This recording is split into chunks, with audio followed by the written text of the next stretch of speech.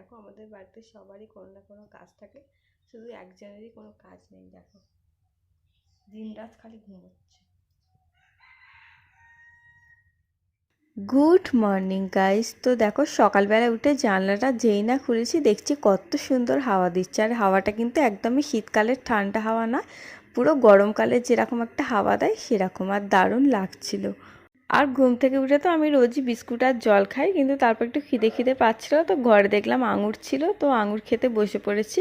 একটু পরে জলখাবারটা খাবো। আর আমার বর তো জলখাবারে রোজ দিনই ভাত খায়, আর আমি আজকে আমার জন্য একটু পরোটা করেছিলাম, তো ওটাকেই ডিম দিয়ে ভেজে এগরোলের মতো করে নিয়েছিলাম।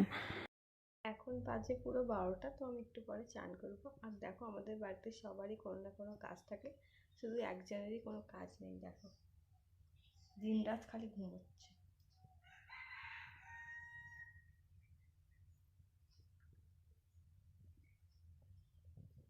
ওর কোনো কাজ নেই, খাবে দাবে ঘুমোবে আর এদিক ওদিক ঘুরে বেড়াবে।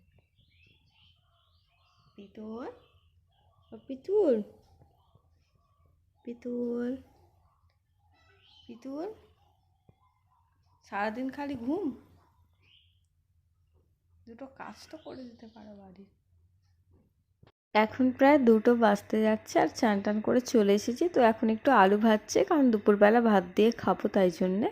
আর খুব জোর খিদেও পেয়ে গেছে, তো আলুটা ভাজা হলেই খেতে বসে পড়বো। তো চলো তোমাদেরকে দেখাই আজকে আমাদের কী কী রান্না হয়েছে। আজকে আমাদের রান্না হয়েছে ভাত, তার সাথে বেগুন ভাজা, সজনে ফুল দিয়ে শাক ভাজা আর ডাল।